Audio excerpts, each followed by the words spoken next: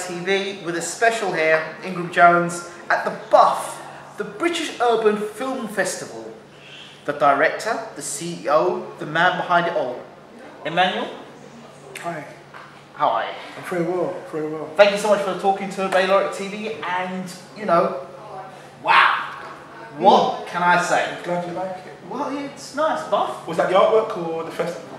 A bit of both. Oh, right, okay. What a BUFF. I'll go with the artwork. BUFF, Yes. you're the man behind the BUFF. It's all attention to detail, really, because I think attention to detail speaks to that. Yep. And the festival. Right.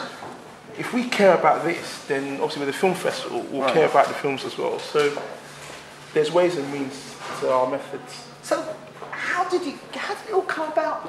The whole British Urban Festival. How long have you got?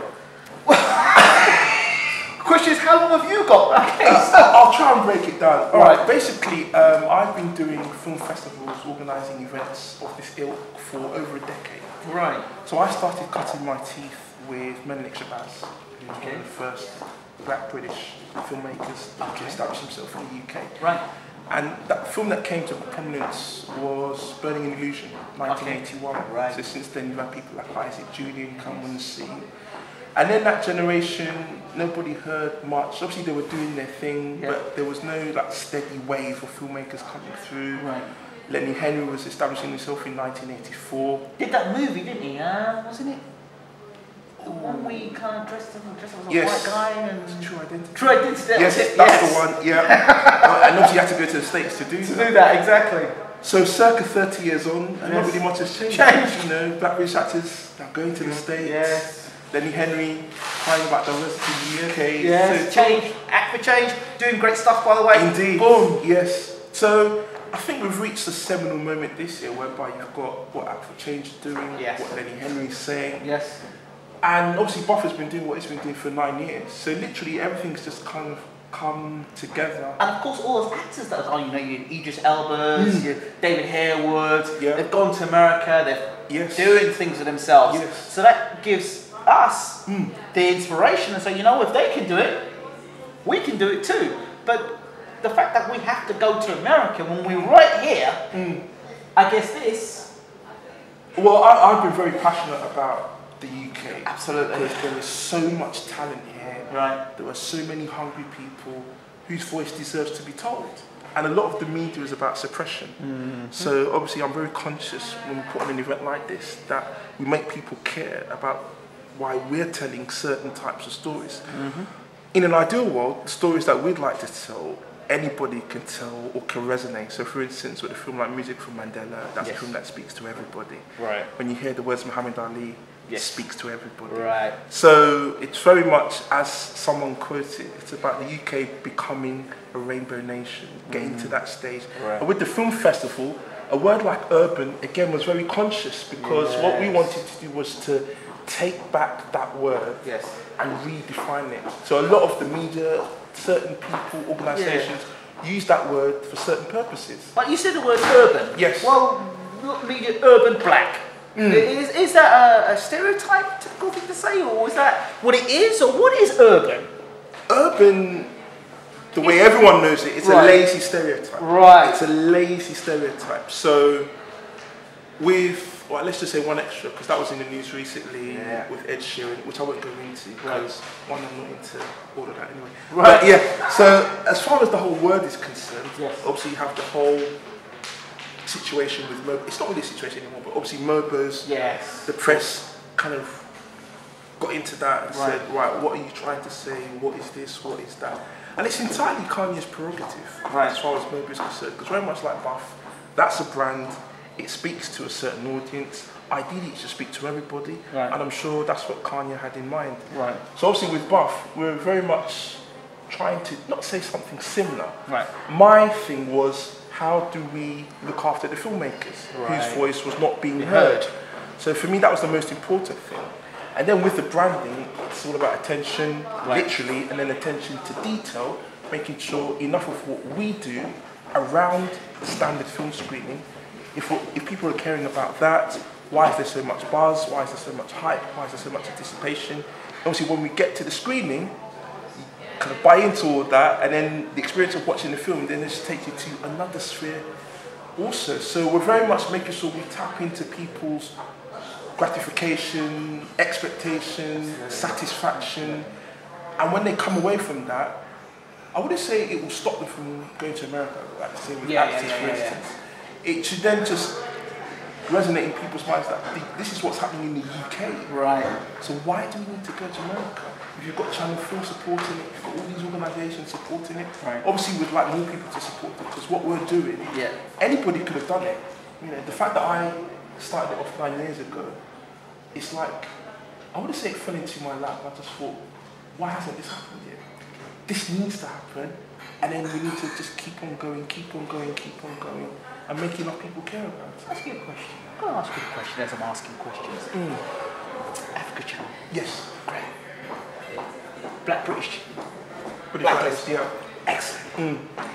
Shooting people. Fantastic. Film 4. Wicked. Yeah. Now, I've been in the Caribbean for 2 years. Right.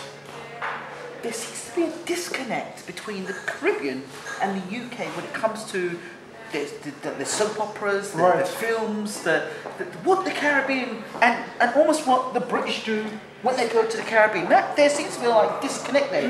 When I was in the Caribbean for 2 years, it's like it was all forgotten what was going on here in the UK. I've come back to the UK, I'm looking back and thinking, what was all forgotten what's in the Caribbean? And well, the two should be kind of together. Yes. So you've got the Africa Channel where you're here, but yet you can see what's going on in Africa, yes, and vice versa. Yes. So that for me is something that's kind of, why is it happening with the Caribbean? It's a good question. I mean, Emmanuel Anyiam-Osigwe, as you well know, is one of your lot. So that's where I cut my teeth. So what you're saying, you can hear it now from Menlik. You know, so obviously Menlik had his own vision and his own ideals. I mean, BFM, Black Filmmaker magazine, which is how it started out. Then it became a festival. Then it became an awards. Menlik was all about the consciousness, the black consciousness. And that primarily in his time came from Africa and the Caribbean.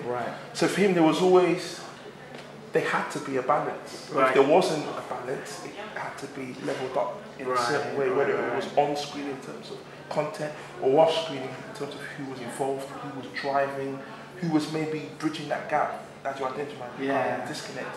So I think what has happened since BFM is no longer, because unfortunately that's not a festival as such, and then Buff was already on its way in 2005, and it's quite almost full circle, because one of the first filmmakers that kind of enabled Buff to be as it was now was Caribbean, Lawrence Coke. And although the issue about the Caribbean wasn't the reason why Buff was as it is now, Lawrence was a very talented filmmaker. And for him, he just wanted to be recognised for his work. And obviously, with the work that I do on the festival, when you see something, you get a sense within seconds. This, we need to follow this guy, follow this girl, see how far they're going to go. Anything that I can do to help them, propel them, regardless of whether you're Caribbean or African. The talent is there. Let's help you. So the fact that Lawrence was Caribbean was kind of one of the main reasons why Buff kind of started doing its thing. It's important to me, obviously starting out with Menlik as well, but I've always thought with the Caribbeans, it's not a case of me not reaching out to them. I mean, today, for instance, we've announced the premiere of Samuel Benter's Perceptions. And Samuel is very much thinking about why the Caribbeans are not more engaged with what's happening in the UK. And I remember having conversations a while ago with Ron Belgrave. He's obviously worked with the government, so he knows a lot more about what's happening on the ground in terms of cultures, demographics, changing cultural masses, and why or how is this being reflected on screen and off screen. So obviously politically there's a lot going on, culturally there's a lot going on, economically, socially, and what Buff is trying to do is say, when you see and hear that word urban, it's like, let that not be a barrier in terms of the story you want to tell, the background. get the film into the festival, and obviously if we choose that film and say this is a film that represents the British urban film fraternity, that's what we like to call it, then you're just as urban as the next person. You know, we've showed films about gypsies. Right. You know, and that was really big for us last year because the film we had in particular came from David Essex. Oh, right. Who's, as you know, Adam. That whole generation, my late dad's Well, listen, I was a big fan of Adam. So Adam, David. Adam. Boom! There you go. Excellent. So, obviously, when we got our hands on that film, I think that made a lot of people jump and think, what's that got to do with urban? And when people ask me the question, what is an urban film, I just kind of say, it's whatever you perceive urban to be. So we give you back that ownership as filmmakers, right? And you give us what you have. So the challenge is to the filmmakers: make an urban film. Don't be perturbed by what the media is telling you what urban is. Make the film, and we'll do the rest. And obviously, all these partners, sponsors, supporters, they buy into it, they see it, but there's still work to be done. So, for you, in terms of the work that's been done so far, do you think you're driving the message home? I think that's for others to kind of validate. No. I'll tell you what I think. This year will say a lot about how far we've come as a festival. Right. Over the years, we've had our films shown on the BBC iPlayer. Right. So we were the first film festival to have our selection shown on the iPlayer. Wow. And obviously, Video on Demand is big in terms of another platform for filmmakers to get their content out there. So the fact that we have the support of the BBC, through the iPlayer, community channel, that was big for us 2 years ago. So a lot of people, again, just jumped up and thought, what's going on here? Why am I not on this boat? And then before you know it, a year later, Channel 4 get on board because they heard great things about our short films. We showed Chiwetel Ejiofor's first film as a director, which not a lot of people know, called Slapper. Okay. And that kind of hid in the bus schedule. And then before you realise it, you get phone calls from Channel 4 saying, oh, you showed that film. And obviously with Chiwetel, where he is now, with 12 Years a Slave, which was... that was one of my points I was going to come on to. 12 Years a Slave. Yeah. It is... It's bittersweet for me, 12 Years a Slave, because it's Same like... here. It's like... I haven't actually seen the whole movie, I'll be honest. But the first thing because I was in the Caribbean time when it came out, and it was like, oh, he's a Grenadian director. Right. And it's like, great, fantastic, let's celebrate it. Who's this Grenadian director? Right. He's from the UK. Yeah. Listen to what he's going to say. What's the movie about? Yeah. 12 Years a Slave. Oh gosh. Right.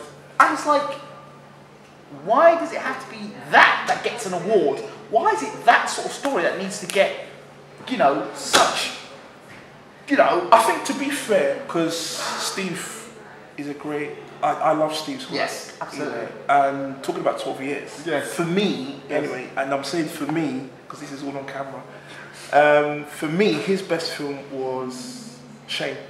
But that won't get as much publicity as this whole 12 Years a Slave thing. If I was able to get Shame at the festival, you would. I'd die happy. Steve, did you hear that? Shame in the festival. Yeah. There's quite a few people that love Shame. Get on it. But obviously that kind of subject matter didn't appeal to certain organisations. Right. But I know that when I tell people about Shame and kind of the performances, in particular Michael Fassbender and Carey Mulligan, it's the way Steve tells the story. He's very passionate about how stories are told. And that's very important for filmmakers to kind of remember every time they put a script together, start rolling the cameras. It's about the story. Why should people care? And obviously 12 Years a Slave, Steve had his own take on why people should care. And obviously he gave that speech where he said, hopefully this is the last time that anyone has to tell a story on that level. Absolutely. So I think in many ways he's kind of brought it full circle. Yeah. So in Steve's mind, it had to be told that, yes. right? And I guess when you look at it, who better than Steve?